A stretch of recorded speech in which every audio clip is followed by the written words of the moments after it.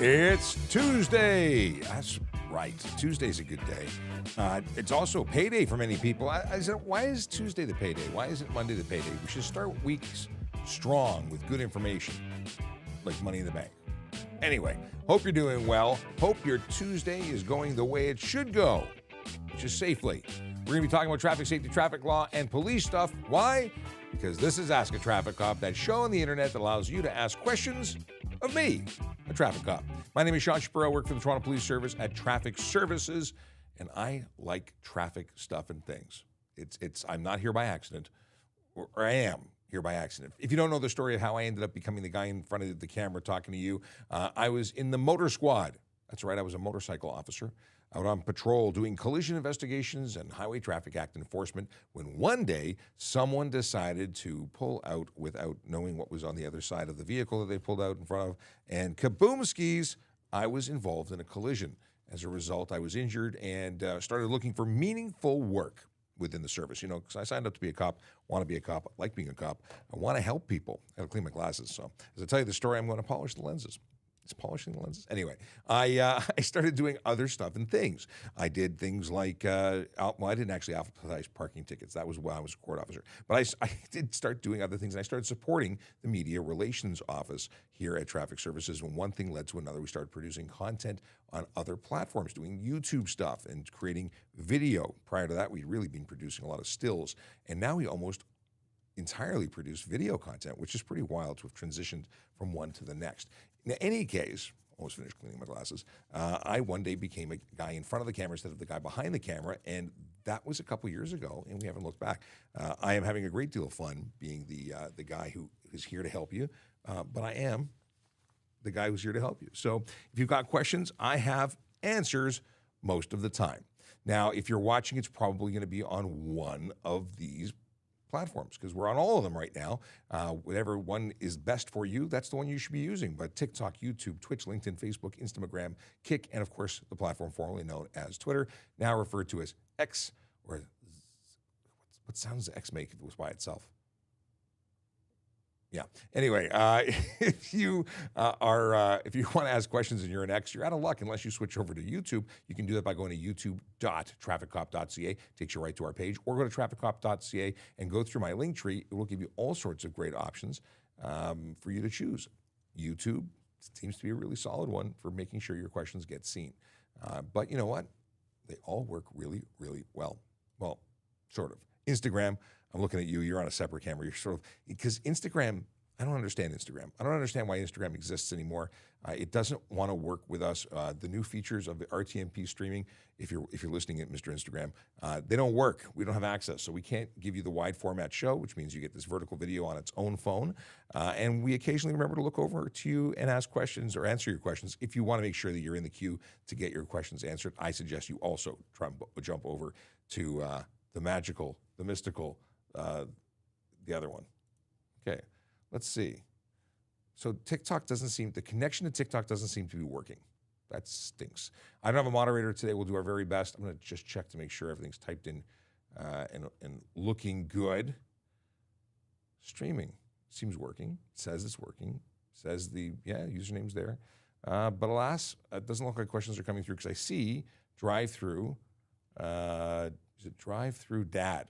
Wants to know if someone who is colorblind can be a police officer. Sadly, no. You must have normal color acuity, I think is the wording they use, and you have to actually be able to see colors differentiate. I think it's pretty important.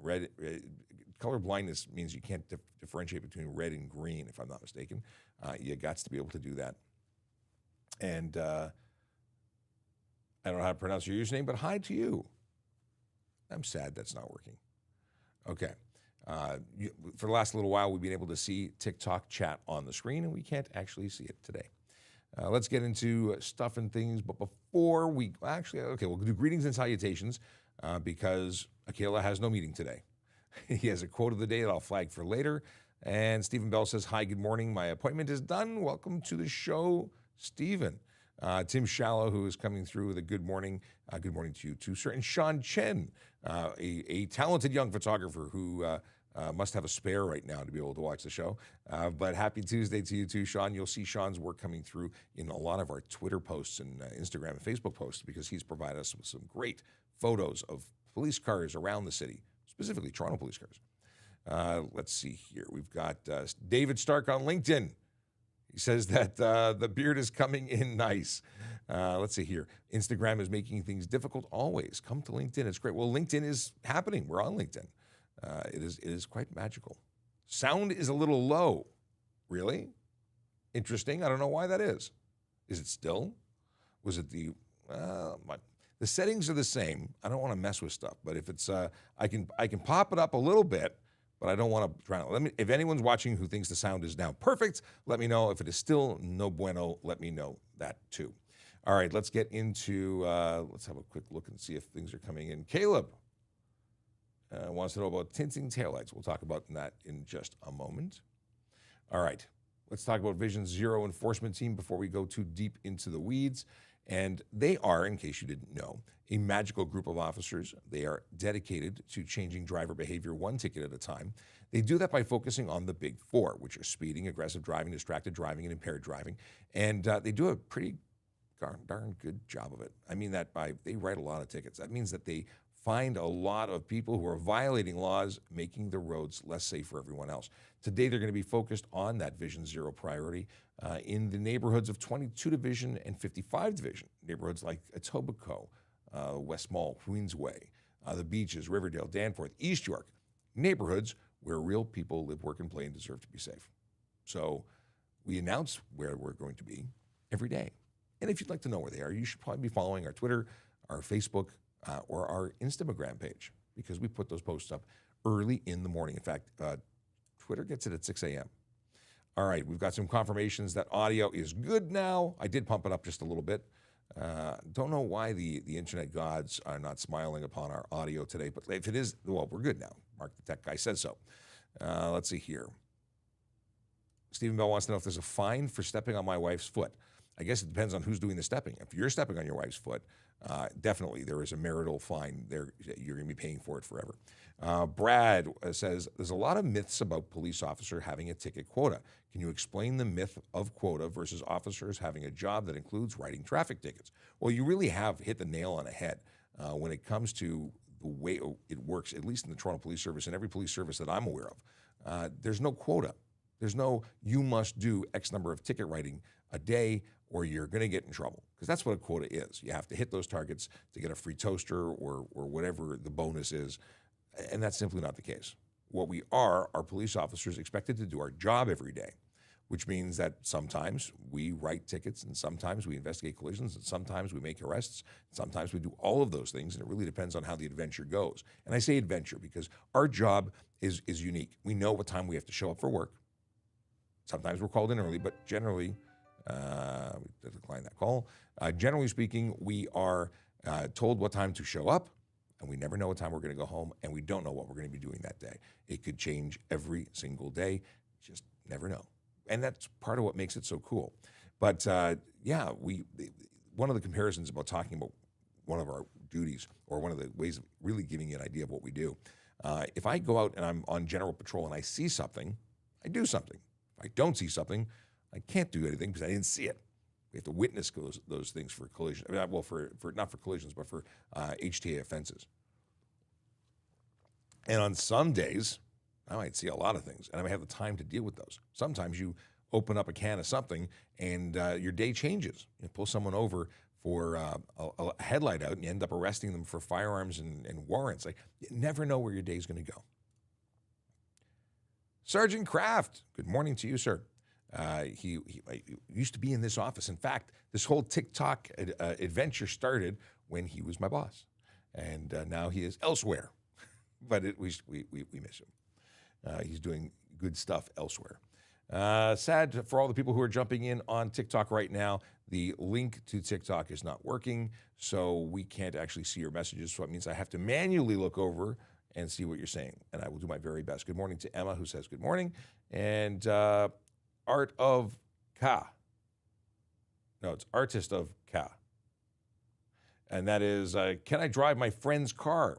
Well, if you're a licensed driver and the vehicle is insured, then yes, you actually can. Now, there are some stipulations in that, like the perspective of a police officer is that yes, you're licensed, you can legally drive, and then there is the issue of, well, what if the vehicle is insured, but they have a condition of no one being under the age of 21 driving or 25 driving? That's an issue between the insurance company and the customer, who is the owner of the vehicle, not you. I wouldn't charge you for not being able to drive that vehicle because of licensing conditions, but the owner, in the event of a collision, could have some difficulty getting coverage if they had broken some rules. Let's see here. Max Q has a question. I'm going to be cutting and pasting as best I can. If you want to avoid waiting for me to cut and paste and get to your question and reduce the risk of being lost in the mix, you may want to go over to YouTube, because on YouTube, you can actually directly message and I can put it on screen without any issues. Let's see here. Max wants to know, why do some people use left and right signal to go straight in a roundabout? Very confusing. Well, you can't actually go straight in a roundabout. It's a roundabout. There is an entry point and there is an exit. And when you are exiting, you are not going straight. You are turning. When you're entering, however, you are going straight. So you don't need to signal when you enter, but you do need to signal on your exit.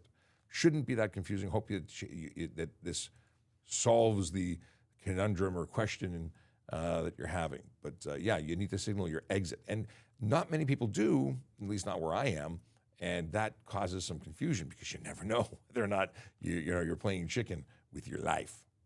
All right. Let's see. Oh, Caleb answered that one. Very cool. Dermaglow has a question. Let me cut and paste Dermaglow's question. Copy. Oh, and Stephen Bell says, there was ice this morning. I had to clear off in London, Ontario. I had frost on my window, but I didn't have ice. Ice would be a problem. I'm not ready for ice. Dermaglow says, hi, I was going 120 on the highway and I regret it, but it was by accident. What should I do? Did you get a ticket for going 120? If you were going 120, you're guilty of going 120, which is speeding. If you were stopped and given a charge, I don't know how you would defend what you were actually doing. By accident, an oopsie-doo is not a defense. There is no oopsie-doo defense in law. Now, is it possible that you could go speak to a prosecutor and there is a potential that they would, cut you a break, reduce your fine, give you a deal, a plea bargain? Yeah, that's always an option. And if you'd like more information, I said I was going to do it yesterday. I didn't do it yesterday. You know what I'm going to do? I'm going to do it right now.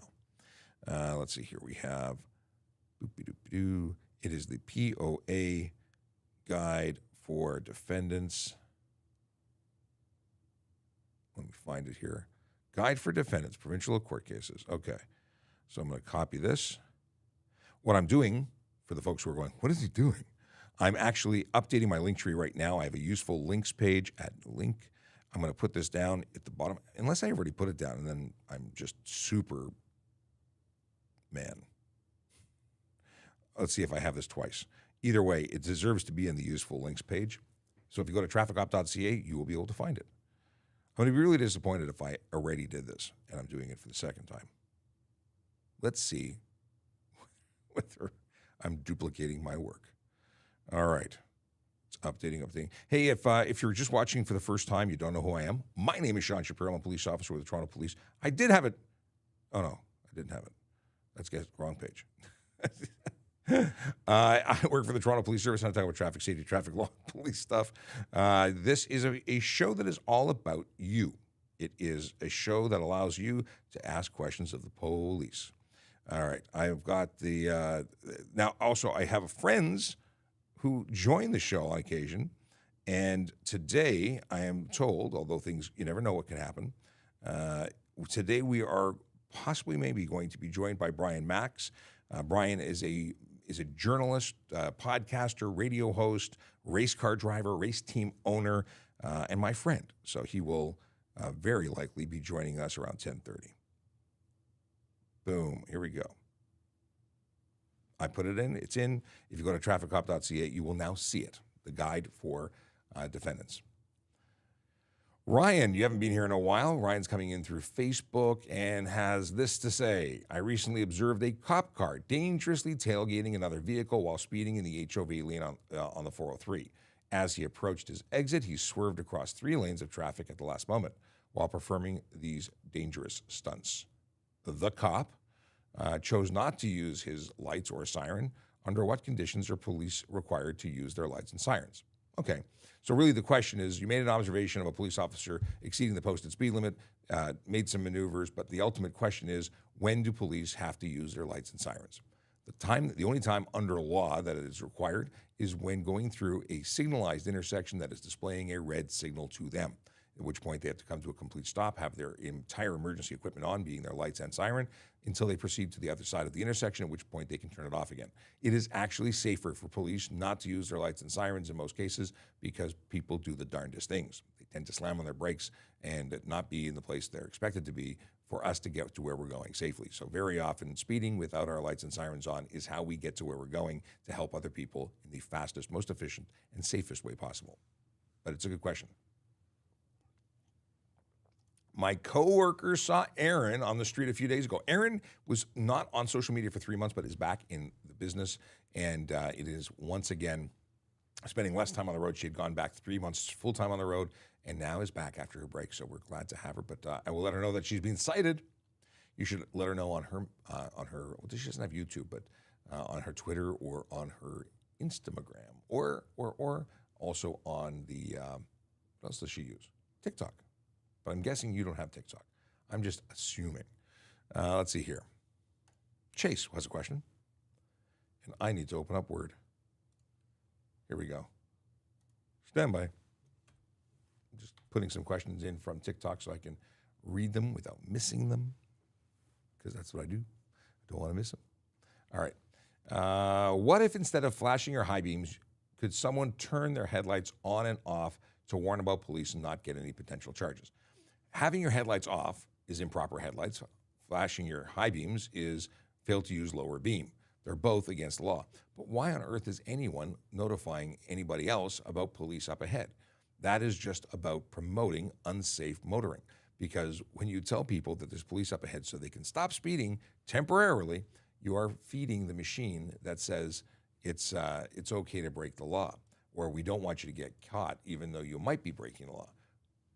What we should all be wanting is that anyone who's breaking the law, we should want them to get caught. Now, why do I have that opinion? Because if you don't get caught, you might go and hurt somebody. The behavior that we know is unsafe might lead to that serious injury and death that I'm always talking about. So the goal is to catch everybody, give them tickets, and hopefully change their driving behavior. That's the reason we do what we do. All right. Boom, boom, boom. Good morning to Ian. How are you? Hope all is well.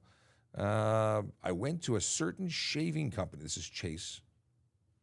Certain shaving company and kitchen yesterday that you recommended, and the guys were awesome, and they knew who you were. I know exactly where you went, and I have driven through Kitchener with the intention of going to visit those amazing people, and I need to go back to Kitchener. But they were in a meeting when I tried to reach them, and it didn't work out. But I do want to go see their facilities. They make good stuff, and I enjoy their product. And I'm not plugging them because that would be inappropriate, at least in this context.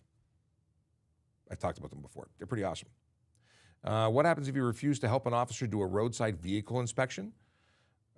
Help them? Like, are we just going to ask people to come, hey, we're doing a road inspection of this particular vehicle? Do you mean refuse to allow them to do the inspection? Like, you don't pop their hood, you don't do and comply with their requests? There's a charge for that, and they charge you with it. Yeah. Now, I assume, and I'd have to read the small print, but if you don't comply, aside from the charge, I'm going to assume we're going to, just like refuse a breath sample, I'm going to assume you're not going anywhere because your vehicle would be, not considered safe. So we haven't been able to verify it. Let's see. Let's see what happens. Inspection. Let me look that up. Should probably spell it correctly. Inspection. Fail to surrender. No. That's inspection schedule. Fail to. I don't want to spend too much time looking for this, but I know there is a charge. Got lots of schedules. What do we got here? Apparently, I need to do some reading when I'm not live on the internet. But you do have to comply, and if you don't, you're going to get tickets. What the specific charges are, apparently I can't find it under pressure. Douglas Allen has a question or a statement, or let's see here. Home with my 11-year-old son who has a stomach bug. He would like to know when he can legally sit in the front passenger seat. Well, Dad, you might not like the answer, but legally, the front passenger seat has no age requirement. Now, for safety professionals like doctors and road safety professionals, say backseat till 14. When you're 14 years old, it is safe to come up to the front, regardless of whether or not you need a seatbelt to drive or not. So you're at 11 years old, not required to be in a booster seat, although it might be safer if you're a smaller frame. That said, if you're just in a seatbelt in the back seat, that is the safest place for you to be. There you go. What do we got here? Stephen Bell says, you drank, you drive, you lose. Yes, I was editing some video this morning because we went on the 16th of November to the provincial ride program launch. We do that sort of thing. It is officially ride season. Now, what does that mean? Well, it's always ride season. We're always looking for people who choose to drive under the influence of drugs or alcohol. And oddly enough, I constantly am posting about what those charges and how many charges and the tidbits, because I like the tidbits. I talk about this stuff all the time. So what is provincial ride? How is it any different? Well, aside from the fact that we make announcements, that we put on a big show because we want people to really know that we're out there to dissuade them. We want people to be dissuaded from choosing to make the stupid choice of getting behind the wheel of a motor vehicle or conveyance of any kind while under the influence of drugs or alcohol. So it's a criminal offense. And you are also obligated by law to make a breath sample upon demand or comply with the request, or demand, I should say, for a roadside, what am I thinking of here? A standard field sobriety test. So whether it be a breath sample or a battery of tests, you're obligated by law to perform those on demand. And if you don't, well, it's refusal, and you get charged criminally for refusing, and it's the same consequences as if you failed. Bad, right? So you just know that you may be stopped and you may be investigated. And with mandatory alcohol screening, everybody who is stopped, and anyone can be stopped, just to see if you're under the influence, and everyone can be made to perform a breath sample. And even if you have nothing to drink, and you say, I've had nothing to drink, everyone gets the test, and if you refuse that, criminal charges are coming your way. So just as a FYI. What's this? Chase sharing tidbits. Interesting. It's common in South Korea to leave your phone number in the bottom of the car windshield in case someone needs you to move the car. That is interesting. I don't want anyone to know my telephone number, but it is interesting. Riley Eaton with a YouTube question. What is the purpose of requiring a front license plate? No other provinces in Ontario require them. No other provinces in Ontario. Ontario is a province. I'm assuming that's that you mean no other provinces in Canada require them. The deal is that the front license plate is issued. It's required.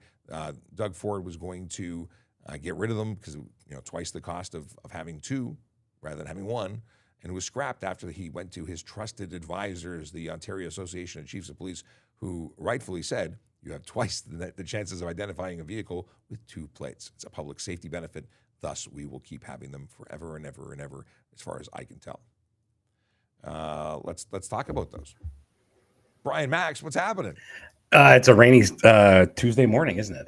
Is it rainy? I haven't been outside. Yeah, it wasn't raining when I drove in. Yeah, got up a bit early, and then just got back from walking the dog, and didn't get there was no attempts at running me over or the dog today. So what people may not know, and by the way, Brian, I mentioned you at the beginning of the show saying you might be popping in, and for anyone who has no idea who you are, let's tell them, because you're a radio guy, a print guy, a YouTube guy, a race car guy. Like you're a man of many talents. It all revolves around cars. So co-host of Dave's Corner Garage radio show.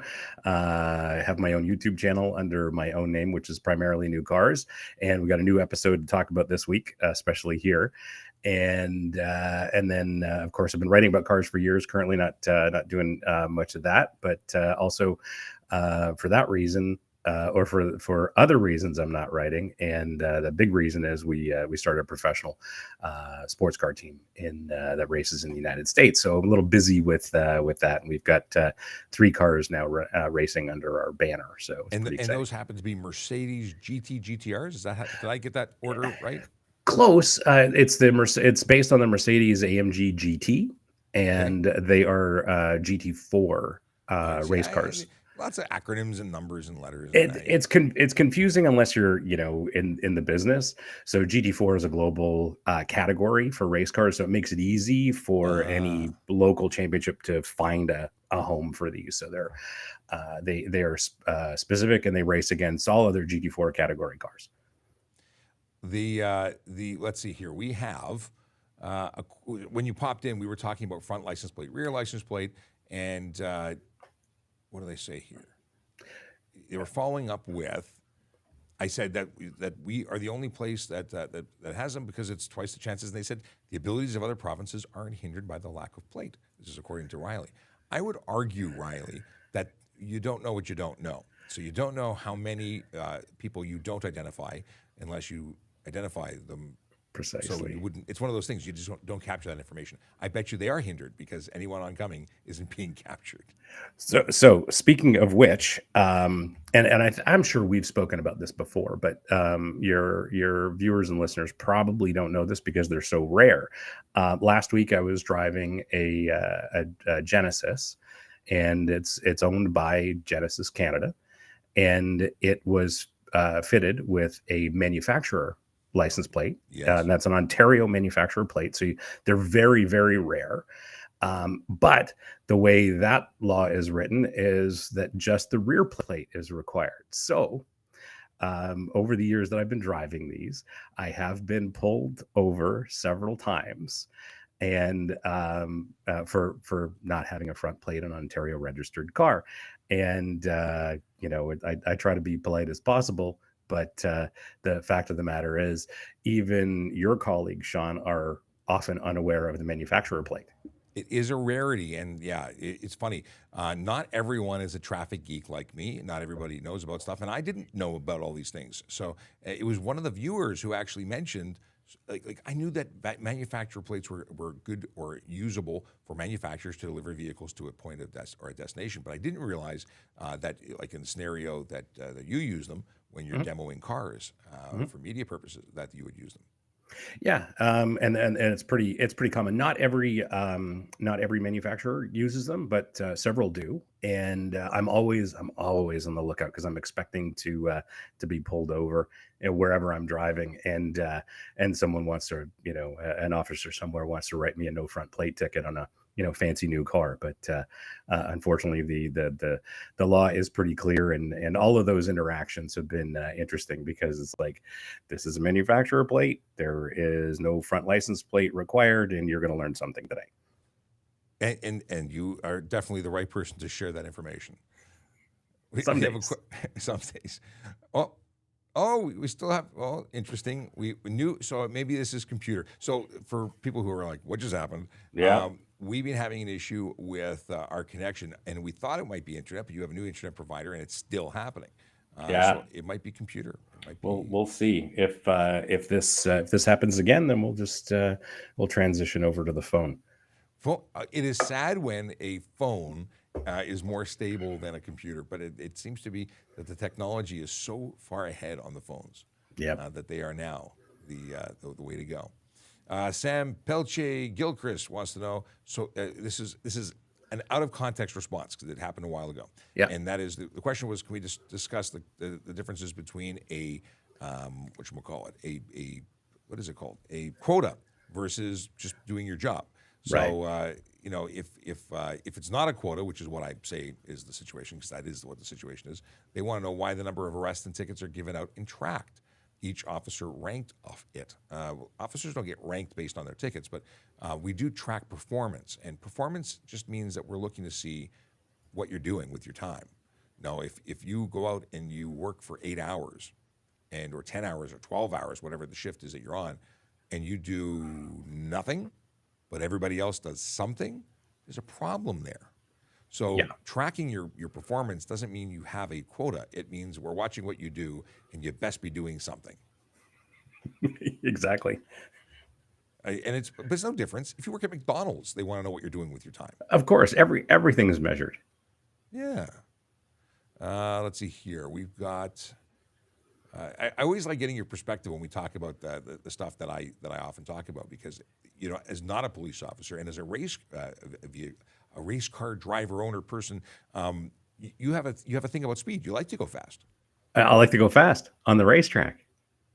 Yes, a lot of people like to go fast, and oddly enough, somebody yesterday was complaining or whining about the fact that you're not allowed to speed, and that there's not enough racetracks in close proximity to where they live, and that if we don't want people to speed on the road, we, the police, the government, should do something about making more racetracks.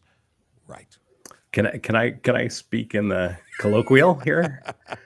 Hey, you be you. You're not governed by what I'm No, doing. I'm not. So, to whomever made that statement, suck it up, Buttercup. Because when I was a kid and wanted to go racing, I made those sacrifices. My closest racetrack was 2 hours from my home. So, if I can do it, you can do it too. It really is not a big deal. And if you're serious about it, you do it where it's safe, where they have crews and environments where you're not putting others at risk. Exactly. I mean, and the reason people don't make the effort is once they just want to go fast and whatever, but when they approach a track day, they realize that they've got to pay attention to the condition of their car, have to make sure that it's reasonably safe and everything else, and then of course, if your car's not it's got bad brakes or bad tires or whatever the case is, you've got to replace those before you consider going out on the racetrack, even though some people don't. And then of course you need a helmet, and that, as far as I'm concerned, the helmet is the most important piece of safety equipment, and the decent ones aren't cheap. It's we're not talking about a bicycle helmet. So people don't want to spend the extra money. They just want to go fast, and they think that public roads are the right place to do it. But for a million reasons, from my perspective, forget about the law for a second. The reason, even if the road is clear, the number one reason why you shouldn't be going fast on public roads is because the conditions are never predictable. On the racetrack, they're predictable. Unless even if somebody has a motor that blows up and oils all over the track, well, I would get communication from the corner workers that there's a slippery surface. So the road surface is way too unpredictable to drive at a car's limits, especially modern cars. Modern cars are 400, 500, 600 horsepower. You can buy those off the dealer showroom floor.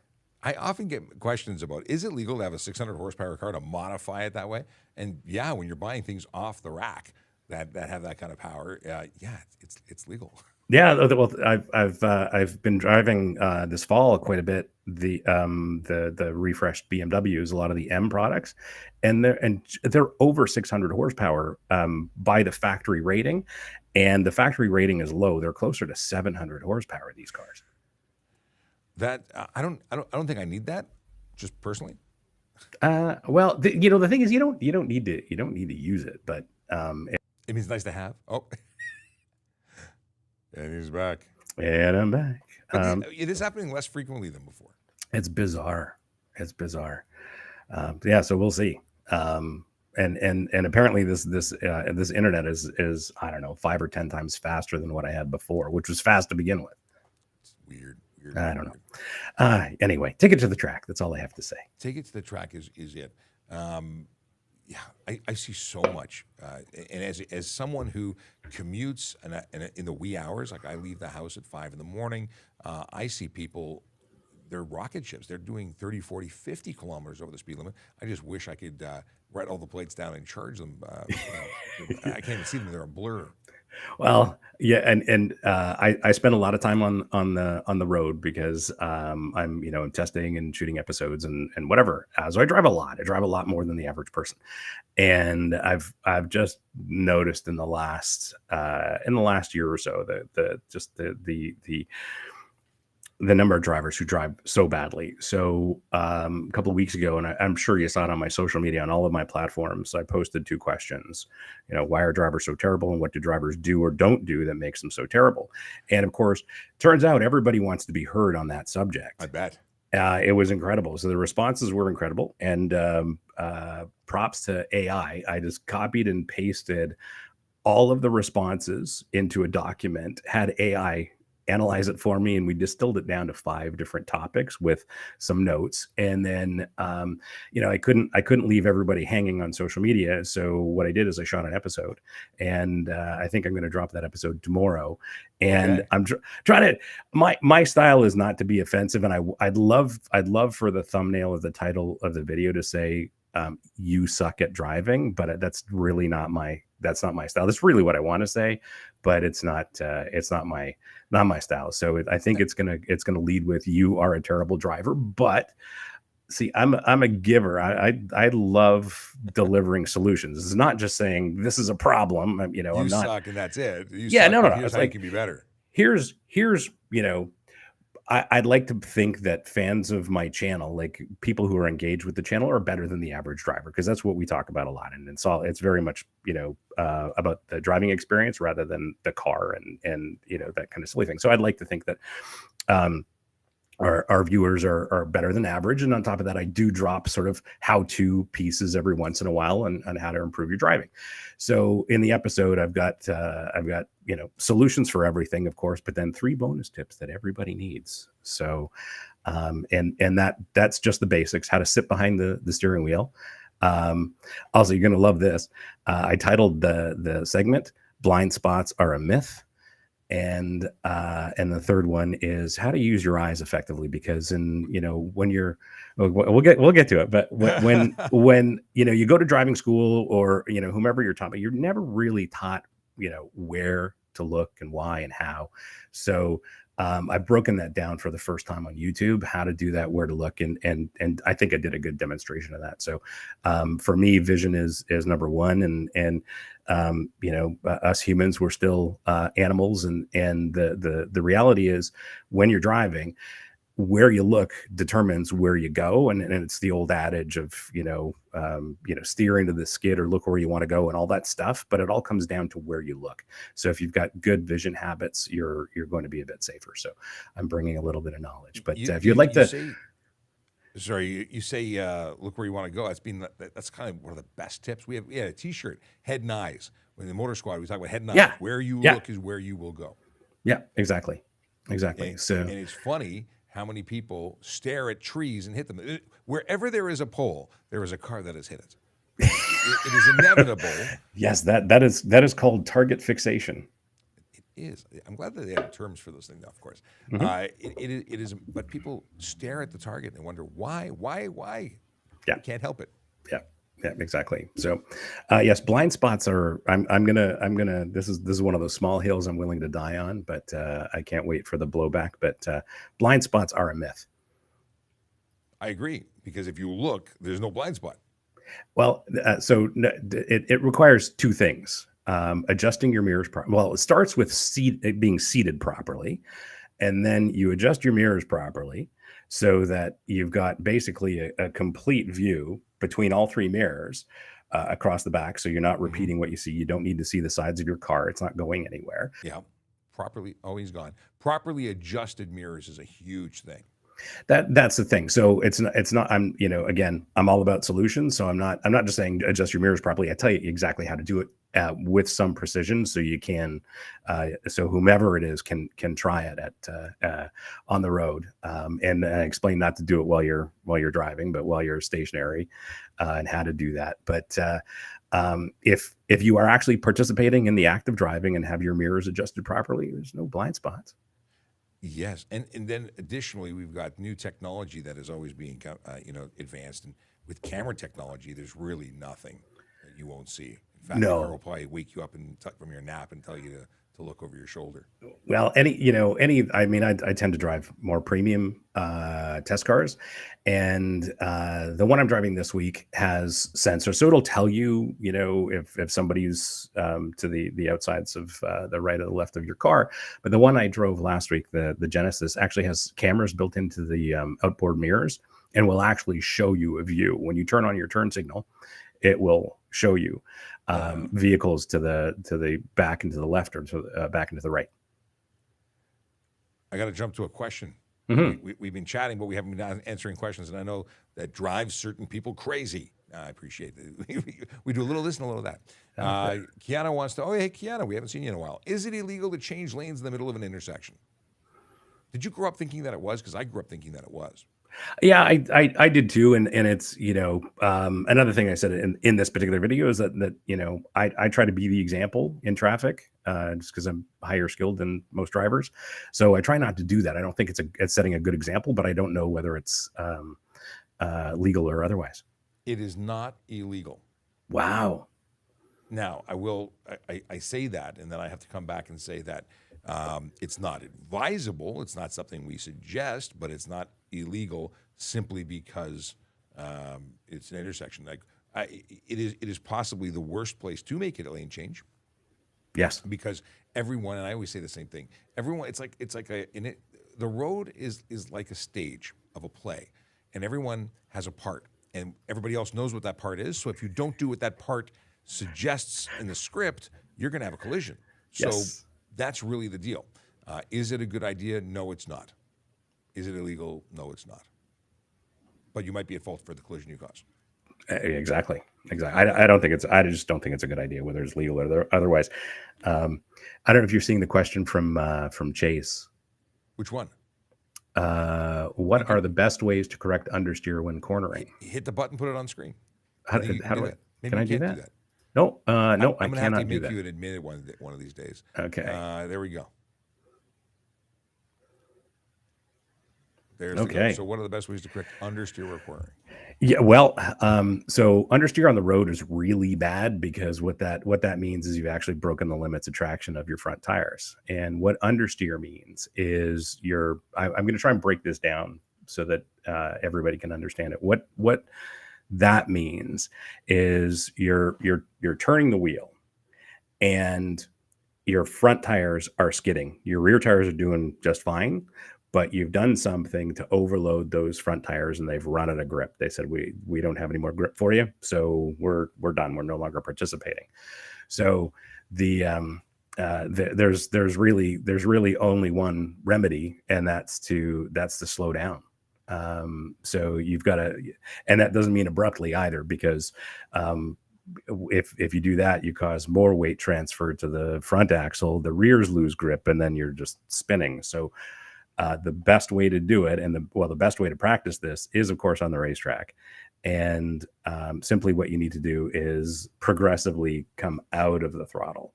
So don't abruptly come off the throttle, but progressively come out of the throttle, straighten the steering wheel at the same time.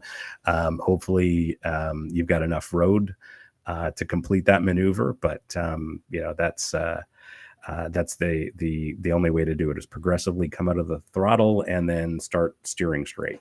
Now, with front-wheel drive cars, wasn't it originally the other way around? Like you were supposed to gas it when you lost traction, like the different front wheel versus rear wheel, or is that no longer the way it is? Because I vaguely remember when front wheel was new. So understeer is pretty much universal. It can be remedied in the same manner that I just mentioned. So progressively coming out of the throttle, slowly straightening the steering wheel on every kind of car, truck, whatever it is. Oversteer. We lost him. We'll be right back. Here we go. So oversteer is the opposite. It's where the rear tires lose traction. Uh-huh.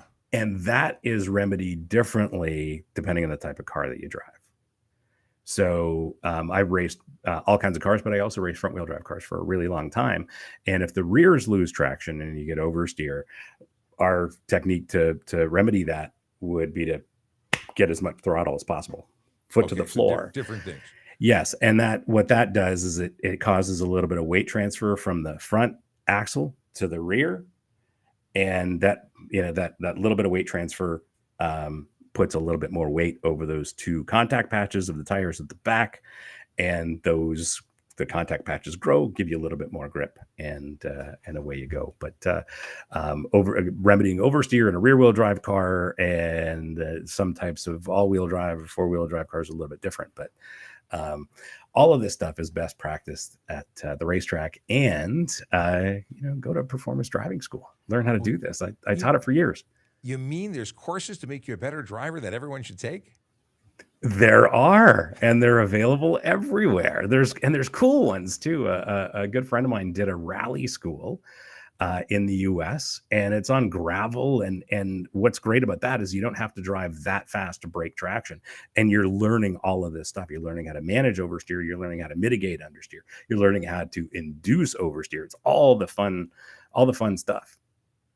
Now, question from the audience: what's your YouTube? And I put up your Twitter on screen. Yeah. Oddly enough, your name is Brian Max, and you can be found at most of these platforms by that name. That's right. Yeah, YouTube is Brian Max, all the platforms. And if you're bored, just go to makse.com, my last name.com, and all the links are there. Okay, shifting to a question about collisions. There's a whole bunch of questions. I've been cutting and pasting while you've been talking.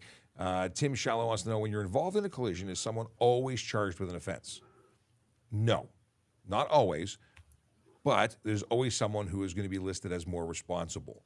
A driver one is generally going to be the person who is at fault, who caused it, because there is always someone responsible. And it could be both people responsible. And very often, if we have justification to lay charges to all, we will. If we can only justify laying charges to one, well, we'll charge to one. And if we cannot articulate or support enough to lay charges to anyone, it may just be a collision on paper. And that really is the crux of it. We won't write tickets to things we can't articulate. Yeah.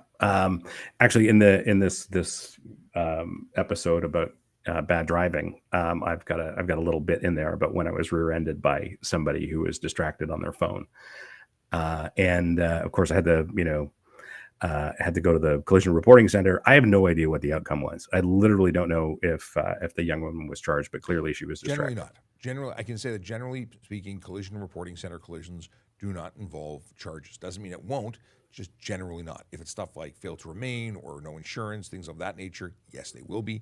But when it comes to the I can't take your word for it that they were on the phone. Right. That's the problem. I can't lay charges based on your information. Yeah. Thankfully, I could see that she was paying attention to her phone, and I was able to alert my passenger that we were going to get hit. And they make a little make a reference. If you had dash cam front and back, and you could provide that, that would absolutely be excellent evidence for that. Yeah, unfortunately, I was driving a Mustang GT manual, and on my way to shoot an episode with a legitimate rock star. Yeah. Mm-hmm. Is that one of the episodes that I missed? Mm-hmm. I don't think it exists on the internet anymore. Oh, really? Yeah. Okay. Yeah. That it wasn't for the YouTube channel. Gotcha. Okay, because you do lots of different stuff that isn't shared on the internet that makes it a higher production stuff. Yes. Chase wants to know what our thoughts are on municipalities wanting to ban right turns on reds like Montreal, and do you think it would have any positive effect in Toronto? And I can tell you first off that it's being discussed, it's being proposed. People really, really, really, really want us to ban right turns on red lights. Montreal, it's only the island that's no right turn on red. That's right. Whereas the rest of Quebec does allow it. I happen to really like being able to make a right turn on red when it's safe to do so. That's probably the biggest thing. If people actually followed the rule, I don't think there'd be an issue or a reason. But we have so many people who just blow through that red light on the right turn. It is shocking. Yes. Speaking of tickets, I think and tickets and then we disappear. Yes. This, I think it was in the summer, I earned myself an amazing speeding ticket by one of those roadside cameras.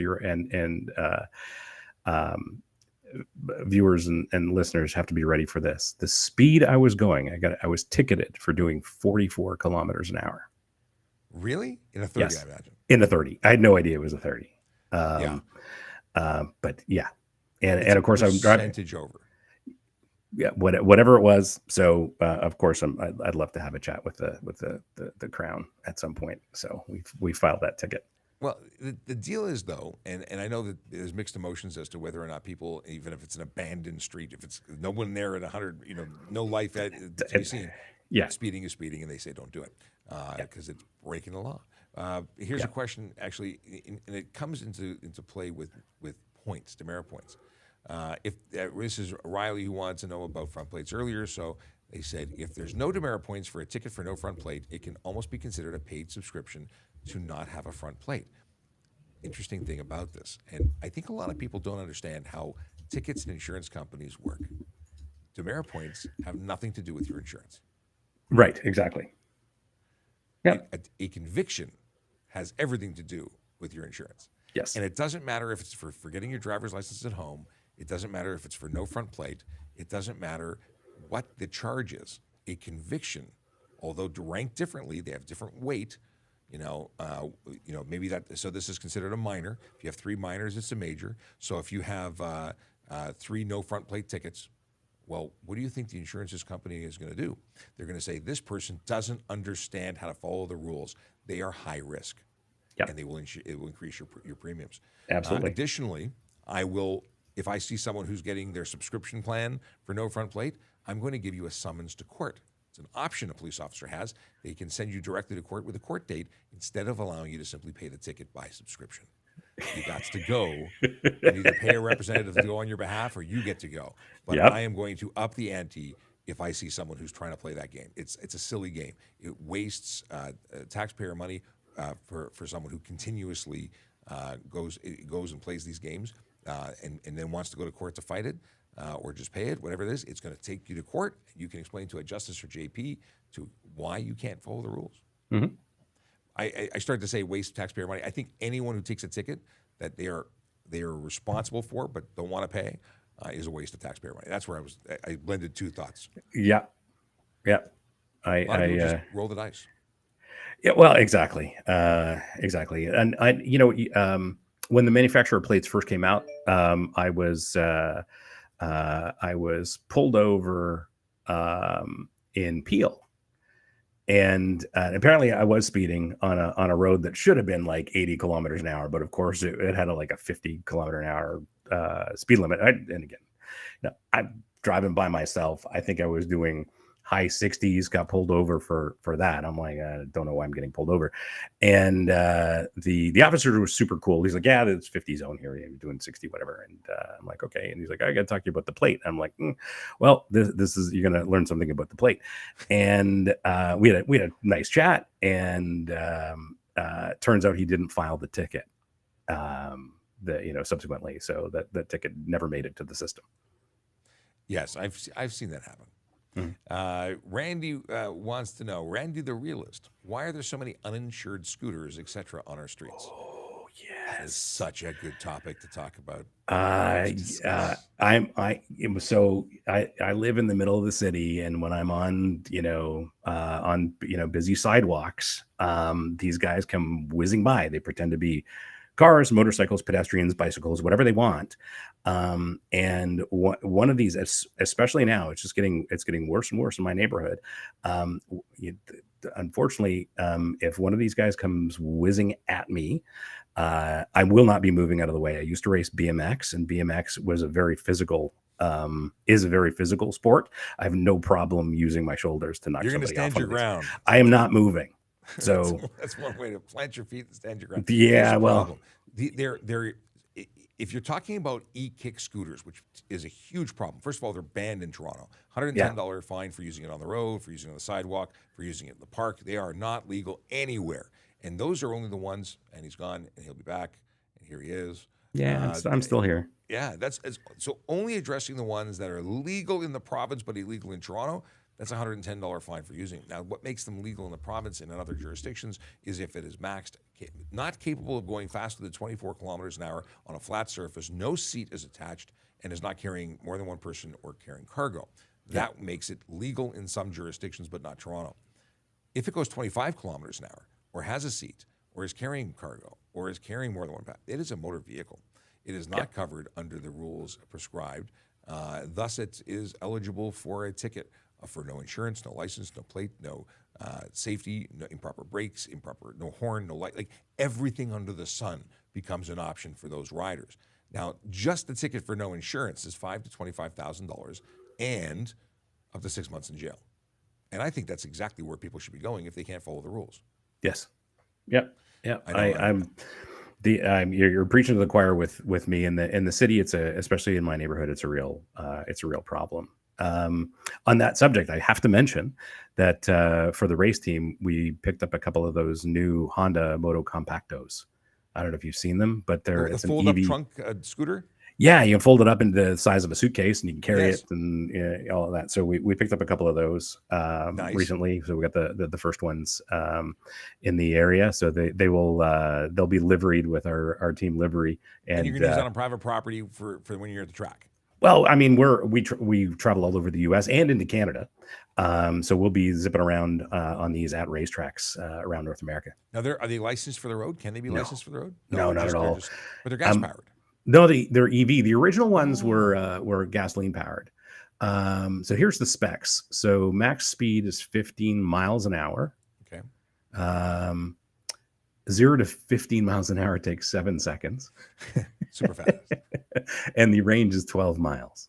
Okay, we're not talking crazy stuff. No. So we've got a couple of those, and we'll be looking like nerds at IMSA races. The nerds shall inherit the earth. That's what they say.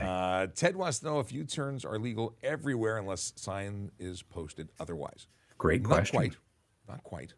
U-turns, which I think are actually incredibly dangerous. I know of too many deaths as a result of them. Usually it's the person who hooks a U-turn while someone is going quickly. We lost a police officer to a U-turn situation many years ago. Tragic situation. They were responding to a call. Someone decides to hook a U-turn and, of course, didn't know that the vehicle was coming.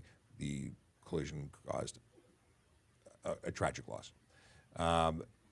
So the deal with U-turns is, obviously, if it's a sign posted, you can't do it for 150 meters from that area.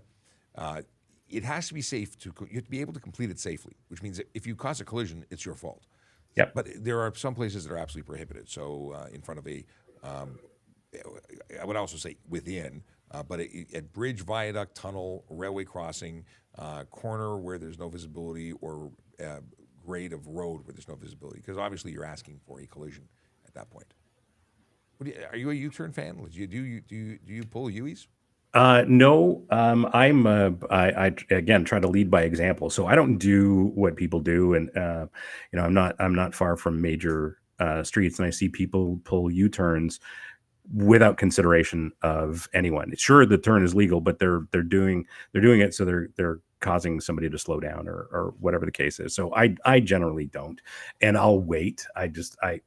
Mostly because I just don't trust other drivers, and I would never. That's it. So I don't have time to go to the collision reporting center and all of that. I just can't rely on other drivers to stop safely if I'm going to drive in front of them. So I talk about this all the time. You have to assume that no one's paying attention, that no one sees you.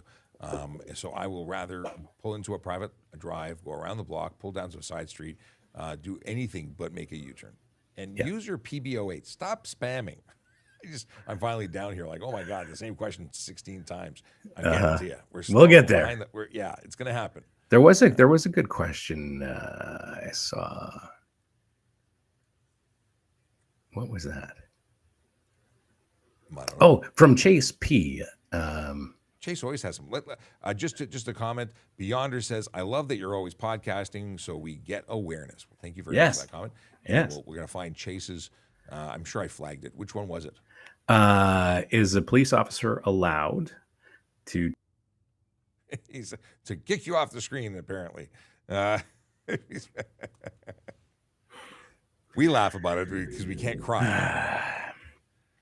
So Chase was asking, there it is. Is a police officer allowed to take your e-bike at a traffic stop and test it if it goes faster than 32 kilometers an hour?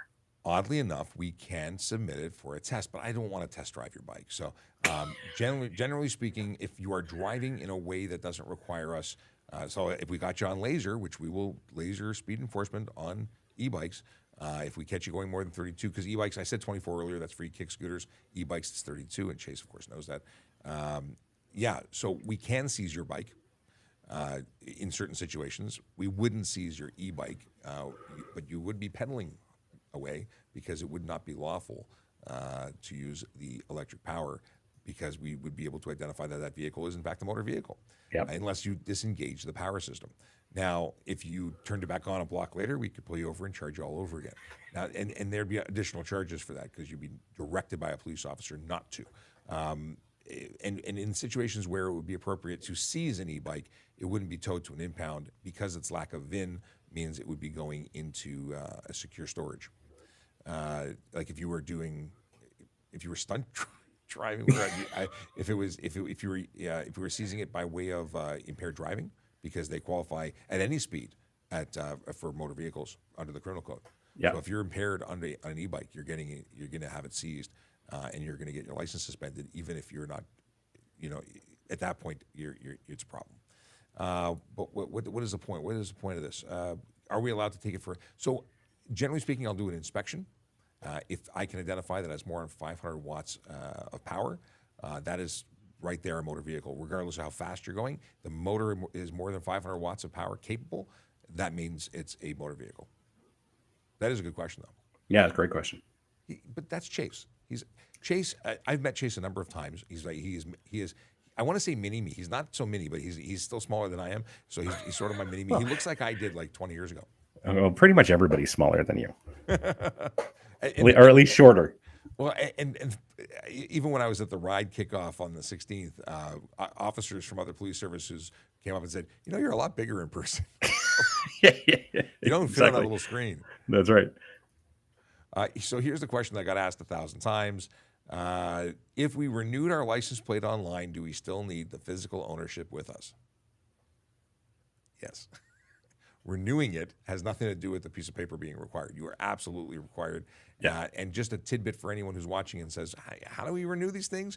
Trafficcop.ca, I've got links at the bottom. Also, if you are someone who forgets things, you can sign up to get a renewal notification for your license, your license plate, your driver's license, your license plate, and your health card from Ontario.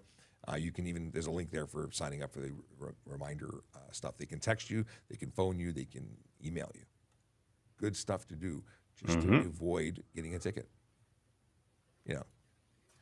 Let's see. Well, here's a good question. Andy Reid wants to know, when roads get icy and there's a 6-car pileup, if the last car is sliding, who would be at fault? There could be fault distributed throughout that collision because it's not one collision.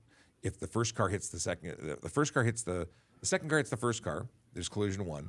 The second car or the third car hits the second car, there's collision 2, and it will cascade. If it wasn't all in one incident, that's multiple collisions. And if the person at the end is absolutely going to be the last person responsible because you're driving beyond your ability to see and you're driving beyond the ability of the vehicle to maintain traction in the weather, and you're always responsible for that. Sometimes the right way to drive is to choose to stay home. Yeah, exactly. And I don't know. It seems every time I'm on the 401 lately, there's some kind of emergency. The other day, it was pretty clear by the time I got there what had happened. So somebody was driving along at speed and rear-ended another vehicle, but not square. It was a little offset. And because they were going so fast, they managed to spin a couple of times. So the car that hit the other car that was from the rear was the one that ended up spinning. Okay. Yeah. So it triggered much fun. Oh yeah. Well, I mean, I didn't get to see it, but it was pretty easy to reconstruct it in my mind. But yeah, it was not a good crash. And no again, crash is a good crash. No crash is a good crash. Well, yeah, even race car crashes are bad. I love that this. Yeah, I love this particular statement. But sorry, finish your thought. Well, I'm going to say next time we're doing it on the phone. I don't know whatever. Or we'll use a different machine. I know not why this is, but you're the only person that this happens to. Yeah. Okay. So I love this particular question. I love that someone in grade 8 is watching and interacting with us. So welcome, My Adventures official, for your comment. I appreciate your question. They say, I'm in 8th grade and I got stopped and ticketed because my BMX bike didn't have brakes. So I gave the ticket to my mom. She was not amused. Well, did you get a ticket? Were you wearing a helmet? Because I would have given you a ticket for not wearing your helmet too. I will say what is this? person's My name? Adventure's official. So my Very good. adventure's official. I hope you prove me wrong, but I think the brakeless BMX guys are also the ones who don't wear helmets. So hopefully you're not one of those riders. But I also ride BMX still. So love my BMX bikes, and I'm not a brakeless guy. I don't understand the lack of brake business. I guess for It's stunts. it's more it's more the guys who like doing tricks and stuff. But I get it. Ride street or whatever. I get it. It's not my style of riding. Well, the one thing that everyone needs to know is that you're eligible for a ticket even if you're in grade 8. In fact, if you're under 12, it's is it under 12? Under 12, it's your parents who get a ticket. Over 12, it's going to be you who gets a ticket with a notification to your parent. You're absolutely eligible. And guess what? That ticket shows up even like when you get your license. Like it's a 4-hour ticket. It goes on your history. It's an HTA ticket. Wow. That's new to me. I've never laid a charge for brakes on a bicycle. I have laid charges for helmets. Okay. Yeah. I love this. I love statements that are awesome. So Rave, his username says, "Hell yeah, and actually useful live." Okay. I like it. I like it a lot. Great. Chase has a follow-up question. So if I have a 2,000-watt motor and it can go crazy fast, but it also has pedals, could you operate it solely as a bicycle on the road and not violate any laws? So technically speaking, it's a motor vehicle. You should be pushing it or walking it or disabling the system so that it's not capable of running under power. At that point, I would be comfortable with you leaving. But I will tell you something. There is no e-bike. There is no e-bike that operates with function. Aside from Pedalecs, all these scooter-looking things do not. I mean, those pedals are there for show. Yes. Oh yeah, for sure. Yeah. It's anyone, like, you look at some of these bikes, and I don't think they'd get 5 feet under pedal power. Right. Yeah, absolutely. I would when I see some of those riders, especially the ones who ride badly, I would love to be a police officer and challenge them to pedal whatever machine they're on, because I know that doesn't work. Well, that's it. So it shouldn't just be that the pedals are there; it's that you're capable of traveling more than 5 feet. Using them, because it's just not going to happen. Yusuf Aslan says, "What's the legal tint in Ontario? Are you a tinted window guy? Do you like tinted windows?" So one of my cars is, because I try to buy smart with good used cars, and that's one of them that I bought happened to be tinted. So it was low mile, and this goes back to buying your cars right. So complete service history, never been wrecked. Great mechanical inspection, and single owner, whatever. But one of the things they did was tint the windows, and it's okay. But I don't really care either way. I think I'd rather have this car without the tint. But I do have to say, I was following and then passed a driving school car the other day that I couldn't see into because the windows were so dark. I have that's totally inappropriate. I have an issue. First of all, I'll take license plates for tinted windows that are absolutely blacked out. If I can't see the driver, if it is more than 30% light blockage, you're losing your plates, my friend. That car is unsafe for the road. You can't see out properly, and I can't see in, and it's just not going anywhere after I pull you over. Yeah. But 30% is the legal amount of tint light blockage. But even if it's within the 30% legal blockage restriction, that doesn't mean that you can't get a ticket. It means you can be safetied for the road. Mm-hmm. But if your vehicle, it's nighttime and I can't see you, there's still a charge under the HTA that says, what is it, for obscure interior of motor vehicle with color or reflective tint. Right. Chase is correcting me, and Chase is correcting me. You made it back. You beamed back in. I know. Chase says that it's not 12. The helmet ticket goes to parents if the children are under 16. Chase is well informed. Chase is amazing. Chase is going to likely give up his engineering degree and just come and become a police officer working with me in the office. I think that's what's going to happen. Exactly. Just saying. I'm recruiting. Yes. I'm always recruiting. Yoda Bud, what's going on? He says, "Hey, my friend, great to see you kill it everywhere." I will. He said, "Kill it" in the reference of being successful. I'm not killing anybody. No. But thank you Yeah. very much, Yona. Yona's a radio host on AM 640 at least. Oh, no kidding. And he's also a man of many talents. He's a therapist. He runs it's called The Farm. He has I think it's called The Farm. Am I saying that correctly? Dealing with folks who have some addiction and mental health issues, and he does amazing stuff. So his radio show is in relation to his work as a therapist. So very good stuff. Thanks for the shout out. I haven't spoken to Yona in a while. He met up with me at Honda Indy a number of years ago. Oh yeah. Let's see here. There's one from a truck driver. There we go. That's the one I was going to put up. Yes. So he's calling you out. Yeah. When you drive your transport trucks, you absolutely have blind spots, but you're held to a different standard as a truck driver. You have a different license. So that is a different thing. I'm not talking about transport trucks, and that requires a greater level of care, training, and proficiency than all of us with our G and M licenses in Ontario. So I've got to show you this because Turf did such a great job.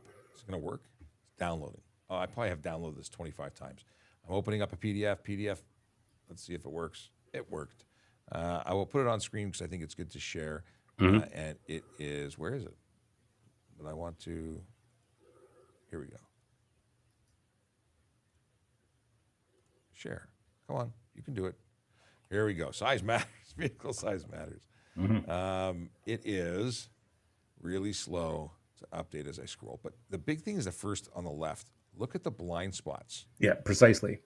And this is one of the things that I just do intuitively. And maybe my parents taught me this, but I just don't drive beside trucks. Staying beside trucks not a good idea. No. Sergeant Campbell's looking at me like, who's he talking to? So Brian Max is on the screen with me. But yeah, it's the 20 feet in front. That's the one that gets me. Yes, you can see beside, and there are other mirrors that can allow them to cheat and see more. Sure.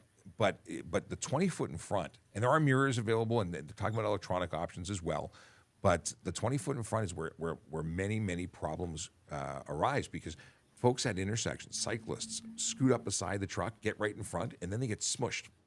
Well, and I think that was the result of that was the situation for the collision not far from me at a corner, and unfortunately a pedestrian was killed, and I think it was a situation where they stepped out in front of a truck, and it was that the driver didn't have line of sight.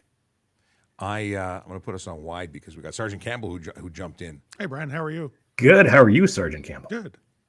We've been chatting about all sorts of stuff, and it's funny. 1 second, it's not that funny when I can't pull up what I want to pull up, but it's amazing how we keep coming down to things are avoidable.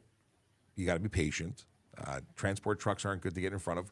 Cars aren't good to go fast and zigzag between like this. But at the end of the day, it's all behavior, and we could do so much better.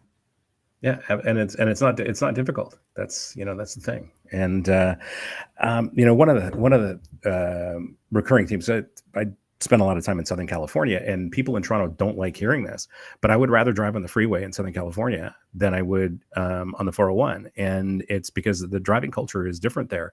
Even though the freeways are just as busy and everything else, what I find is drivers in Southern California do a better job of staying in their lane in rush hour and busy traffic, because they know that there's no reason to jump from lane to lane to try and get ahead.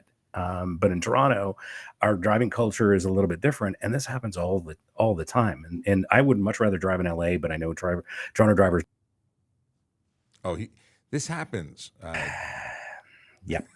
It only happens with Brian. Just me. There's a lot of things that happen in other places, and driving, I think, outside of Ontario is better. I think we have a particular problem in Ontario. I totally agree. I came back from overseas, and the driving culture over there completely different, but much better, much better. Now, Oops. there's a question here from Chase who says, does anyone know why semi-trucks in North America have the huge hood, but then the European trucks have a flat front? Wouldn't it be better for visibility? I do. All of Europe seems to have flat fronts, and Yes. they have different roads and capacities of where they can go and where they can fit is a big reason. I know that there was length regulations that used to come out in North America, which have been changed. The cab over design of trucks are less efficient when operating. But I do know in Europe with smaller roads and they have things like ferries and different bridges and stuff like that. They're limited to a certain length. So to get the most they can out of a trailer, they make the truck as short as possible. But they're not necessarily the best for functionality. But they are for the project efficiency. For efficiency, but yeah. what they have to deal with there, that's what they have as an option. They just can't do certain things. I will say the coolest thing about Europe and trucks in Europe or lorries, specifically tow trucks, the towing industry is wild there. They've got like forklifts on a crane. They just swoop up beside you, pick up your whole car. It is loaded and gone in seconds. That's wild. On tiny streets. It's the same thing in Israel. It's the same. Much of Europe and the Middle East, they have these tow trucks that are just cool. And I'm not a tow truck junkie, but the Stinger concept that we use here, probably a lot cheaper, but nowhere near as efficient from what I've seen. Yeah, I totally agree with you. That's The wild. cost is obviously going to be the contributing factor. There are what was the other thing they have? They have robots. They have robot tow trucks that they're like little tanks. They drive in and they get under the vehicle and then shoot out their front forks essentially to get the front tires, and then they can get your car from behind your house down an alley all by remote control. It is neat. Yes, I spend too much time on wild. the internet. That's wild. Let's see here. Go driving in. Ian has an opinion about driving in Mexico. He says, say a prayer beforehand. Traffic signs, road signs, just suggestions. Yep. Yeah, I've ridden motorcycle in the Dominican Republic. That was challenging. Suggestions. What is Michael? Michael's been saying some stuff I've read and we've covered it. So this one's actually in response to the Euro cab discussion. So Euro needs cab overs to reduce length. U.S. has a length limit of 7 in 70s. So cab overs were big in the 70s, but that was lifted. 70 cab overs from the 70s are not good for driver comfort. Nothing's good for driver comfort if you're my size. So Michael just reiterated what I'd said earlier. Yes. It was regulations over here before, but we've gone to a different style that allowed for a little more comfort and a bit more fuel efficiency. Yeah, like in our case, when we're moving the race equipment from the shop or to an event or one event to another, we've got a 53-foot trailer, we've got a full-size truck, but it does have a sleeper in it, and for our usage, that exactly that makes perfect sense for us because we have several events that are multiple days drive from the shop. And much easier to operate on North American roads. I don't want to drive Our roads truck. are bigger. I don't want to drive truck.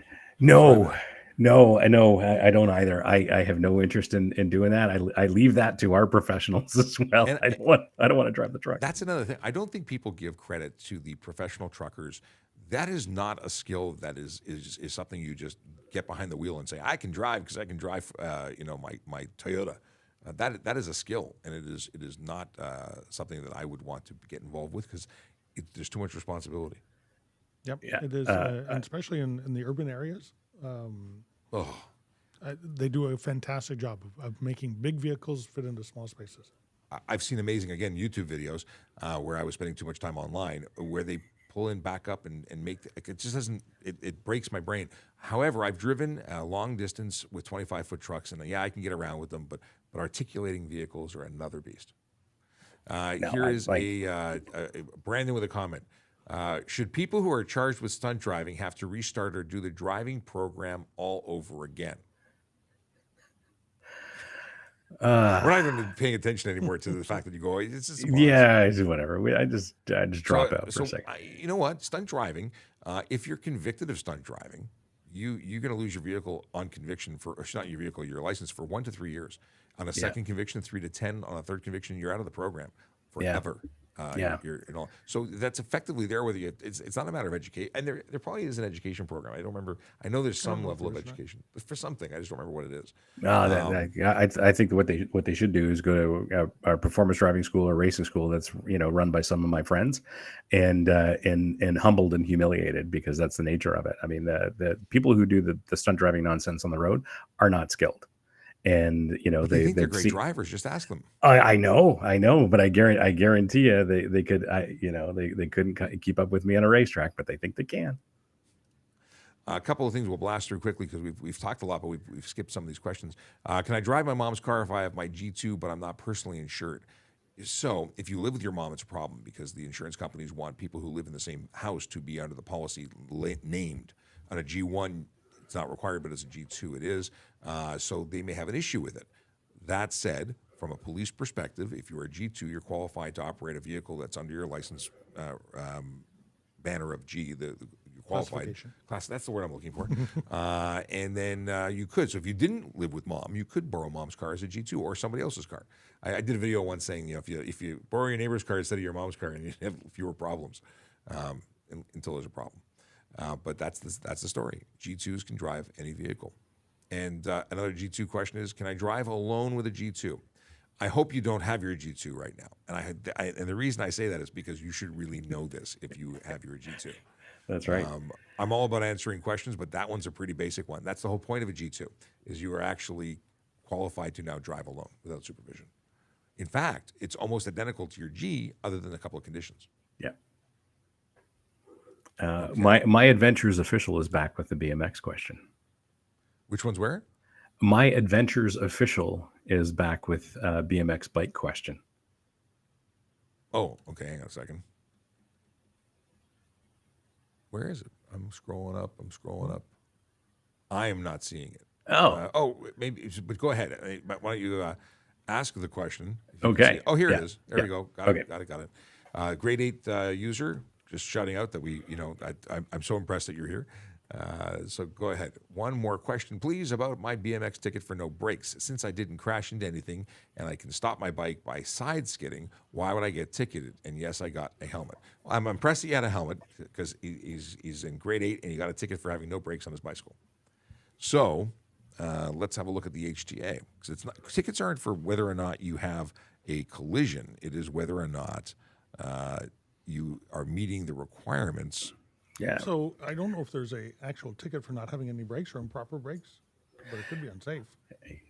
So this style of riding, the riders will typically slide the bike or use their shoe and jam it in the rear tire or even the front tire or whatever to stop in an emergency. And that's the style of riding. Not my style of BMX, but that's typically what they do. I'm not a fan of the brakeless thing for a bunch of reasons, but it's also not my style of riding, and this is what they do. My question for you, my Adventures Official, is what province are you in, and what charge did you get? Was written. Yeah, you'd actually have to see what the charge was, because, like I said, in Ontario, I don't believe there's one specifically for improper brakes on a bicycle, but I do believe there is one for an unsafe vehicle. Yeah, I'm not sure. I looked under bicycles and motorcycles, and they're under the same category. And I looked up brake, and there is no charge that I'm seeing for brake. So unless it was something else, maybe there was some catch-all, maybe there's a bylaw. I'd like to know, because maybe you're in a province that has specific charges for it. Either way, I like this conversation. I said earlier, I've never laid a charge for no brakes on a bicycle because I've never investigated someone for no brakes on a bicycle. I probably wouldn't have known. I'd charge someone who didn't, stop for a stop sign. But I've never done an inspection on a bicycle. So I just assumed when you said you got charged that it must be an offense. Now, there is for an e-bike. I was about to say, for a power-assisted bicycle, there is. Yeah. But I'm assuming your BMX with no brakes is not an e-bike. Maybe it's another jurisdiction. That's what I'm thinking it could be. Let's see here. Here's a good question while I'm looking for other things. There we go. He's back. If a truck was carrying an uncovered load and debris got tossed up and cracked my windshield, what should you do? Likely $2,000 in damage. So can police do anything if you got their plate? So obviously you're going to be, calling your insurance company, and you have that information is great. But how do you articulate that person who likely didn't know they were involved and never stopped? Because was that a collision? Well, they damaged your vehicle through having an insecure load. Yep. But now it's about proving it. It might be a situation where you're held, paying your deductible unless you can, prove it. That's where dash cameras. I endorse dash cameras. Hey, it's Black Friday week on sales. Dash cameras should be cheap. I don't know which one you get, but any one is better than nothing. I got a new one, and it had a front and rear camera on it, along with an inside camera. Love it. Would not drive anywhere without one. Yes, I'm in the same boat. I actually got a new one, hadn't installed it, and don't you know, and this is going back a year now, but while I was in between, having not installed it, that's when I got rear-ended. I would love to have known what the guy who hit me was doing when he hit me. So an experience that I had, and this was a few years ago when dash cams were fairly new, and I just got one. It also had a GPS in it. So it had an accelerometer, it had a GPS, it could tell your vehicle speed, things like that. And I actually got ran into by a person that was reversing. Somebody was pulling into the police station and decided they didn't want to come into the police station, slammed on the brakes, and I was behind them and I was waiting. And they thought, I'm going to get out of here. They started backing up. I laid on the horn, and They did not hear you. I couldn't back up because there was another vehicle behind me. Right. And they ran into the front of my first brand new vehicle I ever had. So I was kind of upset. When I called my insurance company, I explained what happened, and they said, well, Mr. Campbell, that may be your perception that you weren't moving, but normally with rear-end collisions, we'd have to wait for a police determination. And I said, well, okay, that's fine. I know what the police report's going to say because, But I said, but I have I have a camera with GPS on it, and it shows me traveling at 0 kilometers an hour, and it showed that the vehicle was backing up. And this was all to do with my deductible that I had to pay. They wanted me to pay up front with my deductible, just in case it was my fault. And if it was determined that it wasn't my fault, then I would at some point, maybe get it back. Maybe. So as soon as I sent that video off, she says, don't worry about your deductible. We can clearly see it's somebody else's fault. You don't have to pay it all. Funny how proof does that. Yep. Yeah. Yep. A dash camera, best investment you'll make for the just in case, and you can get them for under $50, or you can go bonkers like I did. I spent like $550 on mine. Wow. But I wanted the best one I could get because I, oddly enough, create TikTok videos from the content that I wrote. Well, exactly. That's important. Yeah, as a content creator, it's different. Yes. But I will say this: I am regularly accused of holding my cell phone when I take my video footage, edit it, and have it panning and chasing. People are like, oh, this looks like you're breaking the law, man. Right. So, Yep. let's see here. Here's a question. I will wrap it up because we're a half an hour over. Chase says, and Chase, you got a lot of light today. You got a lot of good interaction. Is there any special right of way with regard to funeral processions, and how is it legal for private security companies they hire to have flashing purple lights? Well, flashing purple lights don't actually have any authority under the Highway Traffic Act. And is there a right of way with a funeral procession? No. The only time that in a group of cars can be going through a signalized intersection on a red is when when that intersection is under the control of a police officer. Absolutely. So yes, the people in a funeral are doing this, and they're trying to keep up with the funeral, and it's called a procession for a reason. But there's no lawful authority at all, first of all, to have a purple flashing light, because it only signifies what the lead vehicle is. Mm-hmm. Second of all, if you put a little placard on the side of your car that says funeral, it's for the respect of other drivers to see what's going on. It does not give you any extra powers at all. And most, if not all, funeral directors will tell everybody, if you get divided, here's the route. Do not run lights. You have no, it is clearly communicated. And if it's not, that is a problem. Yep, absolutely. But you're a driver, and you're responsible for everything you do when you're behind the wheel. Yeah, exactly. So when that video drops, that's a common theme throughout it. And Sergeant Campbell, I polled my viewers, listeners, followers a couple of weeks ago about what sort of bad driving is going on, and it turns. Well, at least it's getting faster now. Yeah, exactly. Exactly. So it turns out that everybody wants to be heard on that subject. So I distilled all the comments into 5 themes, and the theme of the video is you are a terrible driver. But I'm bringing solutions to the table. So. I'm looking forward to this, and it's going to be available on all your accounts at Brian Max. So yeah, probably tomorrow morning. I'll check it tomorrow out morning. and, Yeah, and likely retweet it for all to see. Cameron Neal. I don't know how to. M. Neal, thoughts on ticketing being priced based off how much money people make. This is a regular conversation we get. This comes up a lot because in Norway, somewhere, Sweden, I don't know, someone got a ticket and they were the VP of a big company and it was like $150,000 and it was speeding. Whereas, here that would have been a $50 or $100 ticket. This was a, $100,000+, whatever it was.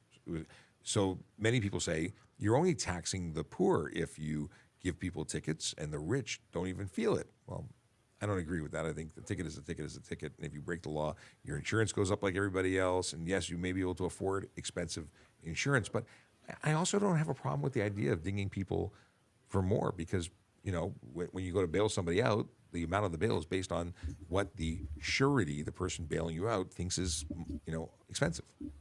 Yeah, and you have to have a deterrence. That's the whole reason of giving tickets is because it's a penalty, and you're not going to do it again, or hopefully not going to do it again, because there's a deterrence value in there. So, if a multimillionaire gets $100 ticket,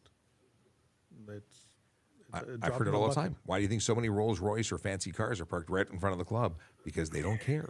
Unless they're being towed away, they don't care. That's right. And $50 to park in Toronto down the street, or $50 to pay the ticket parking in front of the building, they'll take the parking in front of the building. And I frankly don't. I get it when it's that kind of car and it's not good. I wouldn't do it, but I get it.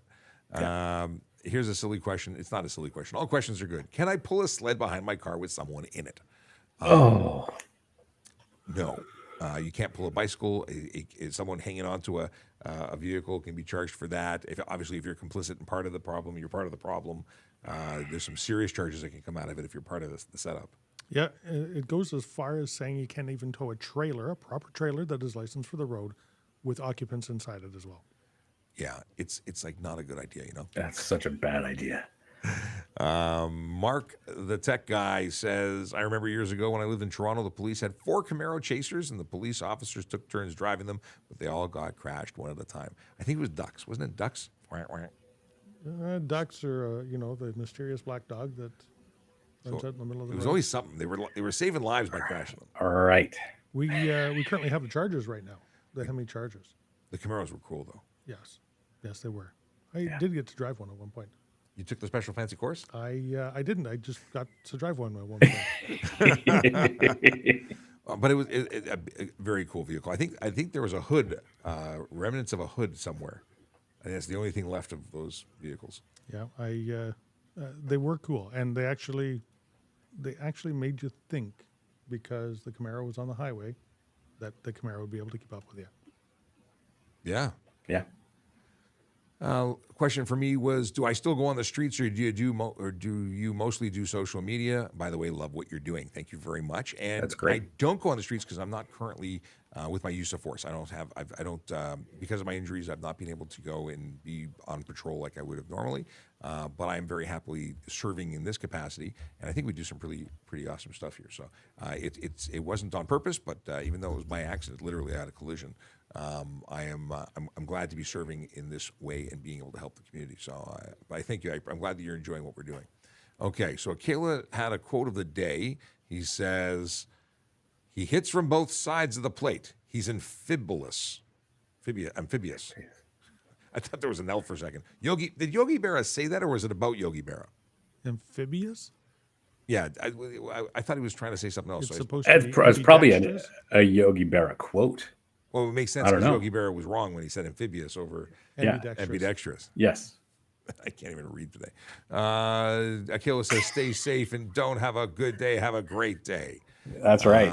And as an ending comment, I thought that Mr. Moose Official TV says 65% of drivers should not have been given their license. At least. I'd have to agree. I think that's the truest thing said today. Oh, let's see here. We lost him again. What do we have here? Oh, although late to the party, Evandro came in. So just a shout out to Evandro, who's, although I pressed the button, it's not coming on screen. Here's actually, we'll close with his question because he goes and takes the answers to these questions and makes videos. How do I report a driver who is driving dangerously somewhere? Can I send videos from my dash cam to the police? Does this serve as proof? It's a fantastic question. So first off, if you have a driving complaint in your neighborhood where just people are just being unsafe in this particular area, you can make that report at tps.ca. If you have a particular vehicle that was doing something, you can make also a report there online, and you can send us a link to video, either a Dropbox or a YouTube or whatnot. Does it serve as proof? It would have to be able to identify not only the driver, the date, the time, the location. It is difficult for us to lay charges based on information provided by a third party under the Highway Traffic Act. Is it better than nothing? Will it help us build a case? Will it start a conversation and observations? Maybe. So it's certainly worth doing. TPS.ca and whatever police service that area you're in under their jurisdiction. Yeah, I'm losing my air. You can absolutely. Well, I should say you can't. Most police services have the ability to do that, and you can also likely contact them and get contact information to share it. So with that, I think we should probably say goodbye because otherwise we'll just keep going till tomorrow. Yeah, exactly. Brian, thanks for dropping in. It was great to see you. It's My been pleasure. A while since we've done this, and yes. I look forward to seeing your post tomorrow with your new episode. Yeah. To all the folks who asked questions that didn't get answers, my apologies. We'll be back tomorrow. Hopefully, the actual link will work, and we'll see our TikTok stuff on screen again. Today it didn't work. Every day is a different day. And what else can I tell you? Tomorrow, Jerry Agar show. That's what we're supposed to be doing around 10:30. He'll pop into the show for a 10-minute segment where we answer traffic and police questions on the Jerry Agar show and TikTok and YouTube and all the places simultaneously. That's very cool. Yeah, we do that kind of stuff. Zoomer might get technology once, then we'll be able to. Well, yeah, one of these days. One of these days. Yes. Awesome. Well, listen, Brian, we'll catch you later. And to everybody Yeah. else, here is the outro. We'll play the song. Take care, Brian. Have a great day, guys. Take it easy. Yellow light, red light, green light, go. Driving safely helps the traffic flow. Watch for pedestrians, look out for bikes, and don't drive like a jerk that no one likes. Yellow light, red light, green light, go. Driving safely is the way to go. Put down your cell phone, nobody needs you to text and drive on the DVP. Yellow light, red light, green light, go. Stop at stop signs, look both ways, then go. Seatbelt, save your life indeed. And watch your driving, don't speed. Yellow light, red light, green light, go. Driving safely is the way to go. Don't drink and drive or smoke some weed, because you might go to jail and not get freed. Yellow light, red light, green light, go. Driving safely helps the traffic flow. That too. All right, it's really that time to say goodbye, even though I totally ignored Michael VLZ on Instagram and Saba NDR. But we'll get to that stuff. I'm going to screen grab it. We'll talk about it tomorrow. Have a great day.